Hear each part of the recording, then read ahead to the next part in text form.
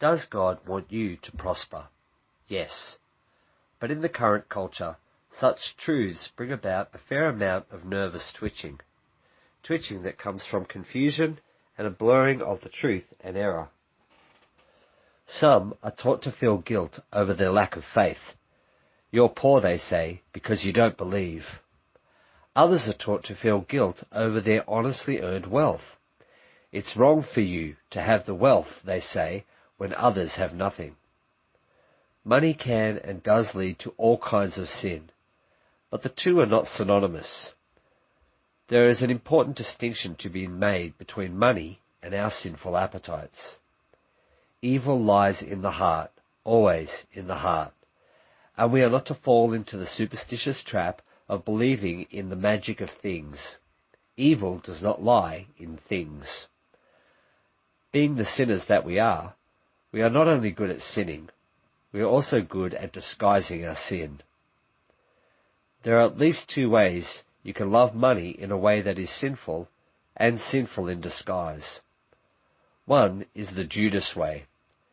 This is where your love of money is disguised as a love of charity, John 12:6.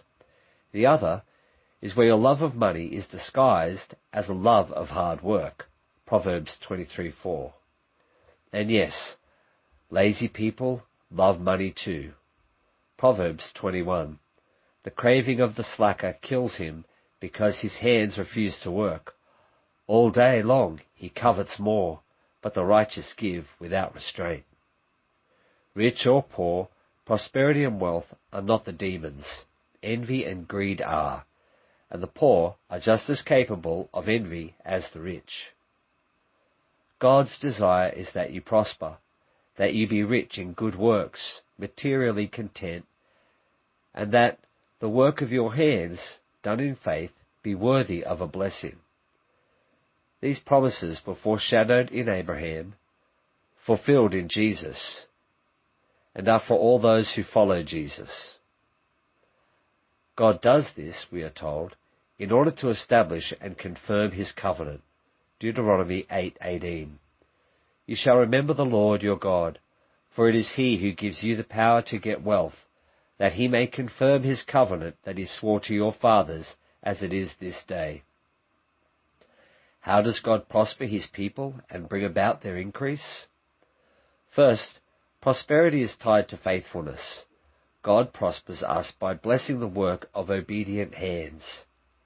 The Bible calls us to dig copper, plant vineyards, raise cattle, and make beer in obedience to God's law word. The curse for disobedience would be manifest in an impoverished and frustrated people.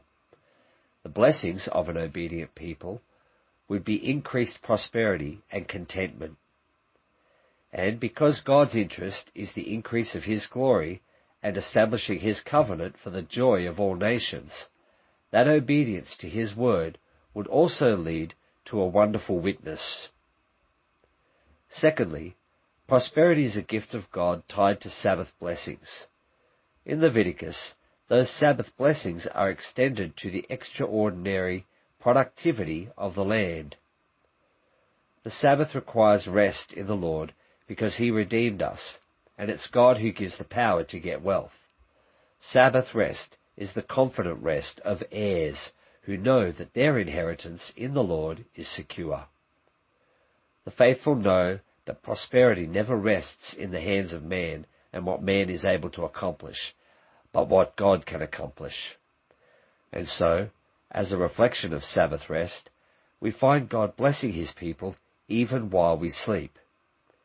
We see this principle of sleep and increase in Psalm 127, verse 1 and 2, in the parable of the scattered seed of Mark chapter 4, verse 26, and the promise of wealth that came by night to Solomon while he slept in 1 Kings chapter 3, verse 5.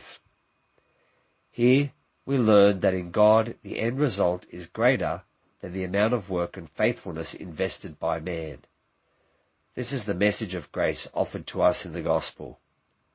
While Jesus slept, the sleep of death, God was gathering the world into his hands, ready as an inheritance for his Son.